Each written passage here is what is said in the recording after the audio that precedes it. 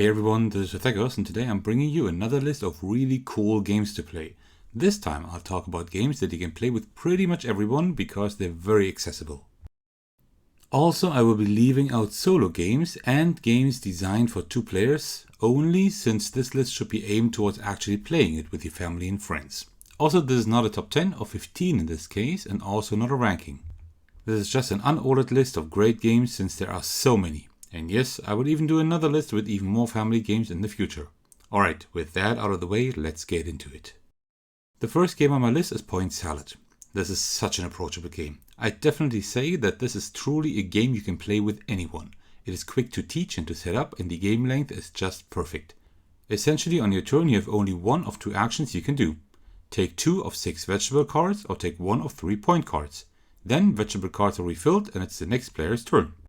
When all cards are completely distributed, you count your points. This is so simple but has a high replay value because there are always different combinations on the table. Also, the game is incredibly engaging because you're always looking at your own tableau, the cards in the middle that constantly change, and what the others are doing.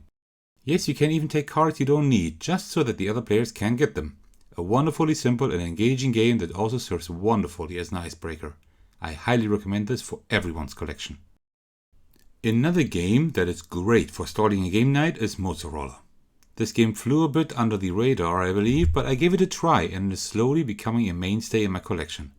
This is a fun pushy-like game where you roll dice and try to fulfill order cards. But you need to finish the order cards, otherwise you might get penalty tokens that deduct dice from your next round.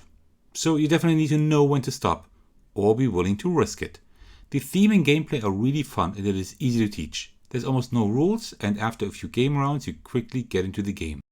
Point Salad is still the more accessible and fun game, but Mozzaroller comes really close and is great if you need some variety for easily approachable icebreaker family weight games.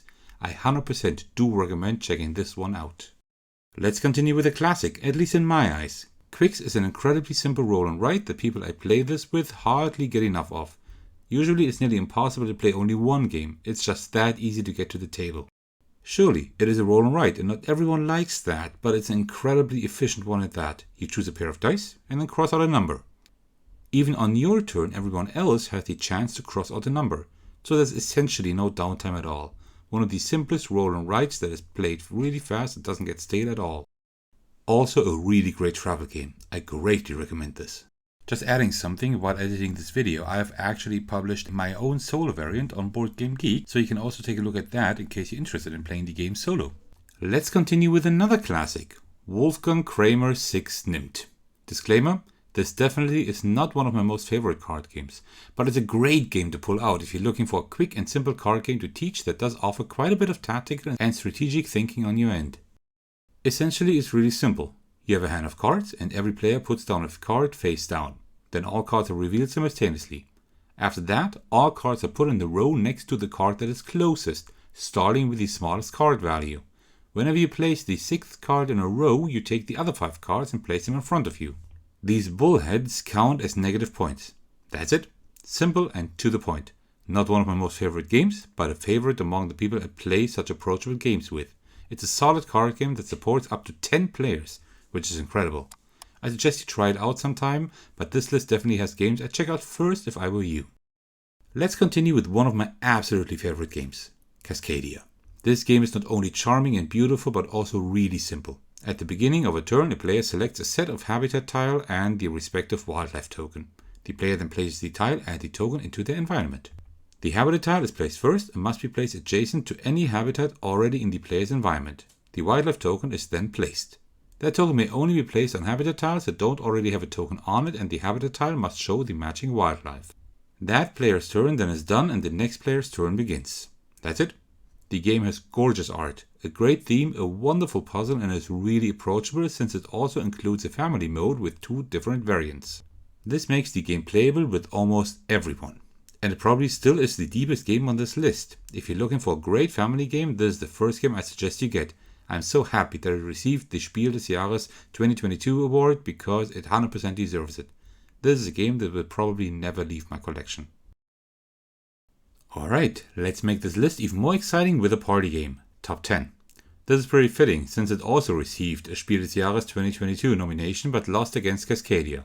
I totally support that outcome since Cascadia is just a much deeper family game. But Top 10 is an amazing party game. It almost always leads to laughter and a really good time. This is a cooperative game, and each round the captain is choosing a theme from a card in the center of the table. Each player, including the captain, receives a card with a number between 1 and 10, and then each player needs to come up with something that fits the theme from the card and can be ranked with the number drawn. Then the captain needs to order all these responses. For each error, the group loses a token. When all 5 theme cards have been dealt with, the team wins. If all tokens have been lost, everyone loses. This game thrives on hilarious answers and ideas the players need to come up with to help the captain put everything in the right order. This is one of my most favorite party games, easy to teach, quick to play, and simply hilarious. As most of you might know, I'm a pretty big fan of the button shy games. I own the haul bag that is impossible to get here, I own more than 20 games, and I have a whole lot of videos on my channel. So it shouldn't come as a surprise that I'll also include a game on this list. I decided to go with Stew. Yes, there are even better button shy games, but Stew is just so simple, approachable and funny that I had to include it here. The rules are almost non-existent. On your turn, you draw a card. Then you decide to either put the card face down on a common pile to add it to the stew, or feed it to one of the vermins here to cancel their effect. Whenever a player thinks that the stew has at least 12 points, they call out stew. Then all effects of unfed vermins are applied and all points are counted. If the player was right and there are at least 12 points in the stew, they receive 2 victory points, otherwise all other players gain 1 victory point. The first player to reach 5 victory points wins the game. That's it. Yes, it's not a very deep game, and yes, it is highly dependent on luck. But the theme is great and the game can be really funny. It might be hard to get, but you can also purchase the files and print it out yourself. It is only 18 cards overall. Not the best game on this list, but very unique and funny. Do you like rolling dice? Do you like pushing your luck? Well then Piraten Kapern might be just the right game for you. Yes, the game only exists in German as far as I know, but hold on and hear me out. The game is language neutral and you can find the English rules online on BoardGameGeek. So if you can get the game, you're good to go. This is a really fun little dice chucker. Essentially, you roll all dice and put everything aside that you want to keep. You're looking to collect the same symbols because more of the same grant you points. But beware, skulls need to be put aside as well. If you collect 3, then you're out and you don't get anything. So you need to consider stopping before you lose everything. But here's the catch. At the start of your turn, you draw a card that makes your turn easier or harder. And this is where the fun comes in. The game can be a bit unbalanced at times, but it's hilarious. Even when it's not your turn, it's so exciting to watch the other players roll. Schadenfreude is a big factor here. The game has a small footprint, is easy to learn, and lots of fun. If you can get it in your region, I highly suggest you add it to your collection. Alternatively, you can also try it on Board Game Arena to get a feel for it. That's what I did, and it didn't take me long to buy the physical version. Let me continue with one of my biggest surprises of the year, 7 Wonders Architects. I actually first saw the game at the Spiel in Essen last year, but wasn't actually interested enough in its simple gameplay to get it. Then I played it on Board Game Arena, and a few games later I knew that I needed it in my collection. This game is quite similar to Point Salad regarding the actions you can undertake. There are always 3 decks you can draw 1 card from. 1 to your left, 1 to your right, and 1 in the middle, which is the only face-down deck. But here's the twist.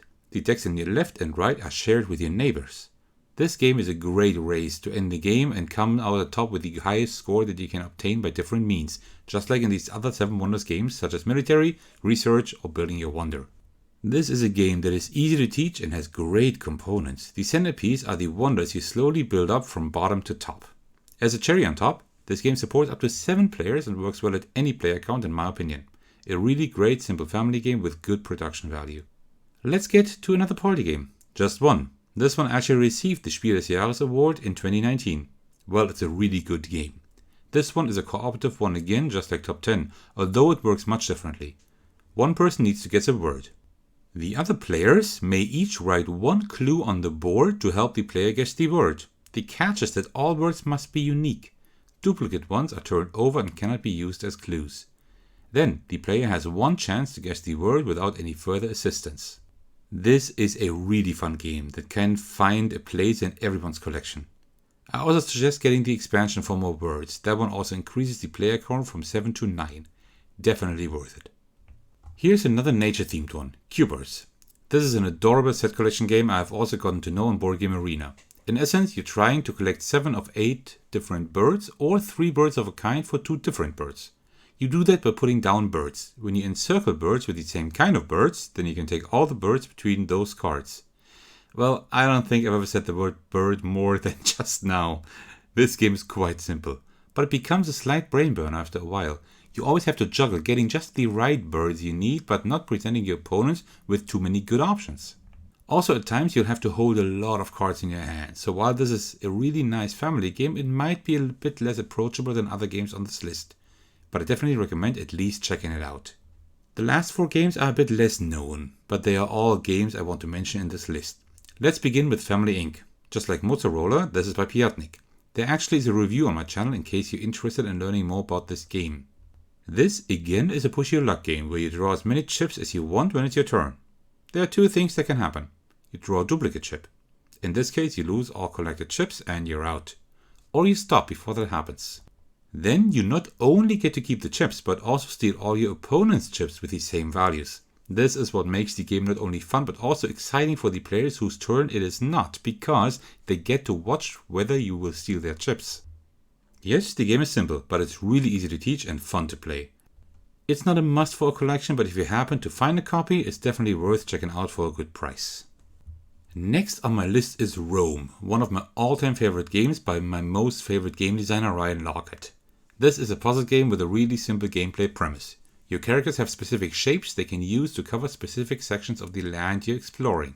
You're trying to cover entire cards, and when you're the one with the most tokens on it, you receive the card and turn it around. The new character gives you a new shape you can use to cover new areas. A great gameplay loop that gets more exciting the more characters you collect. Brilliant.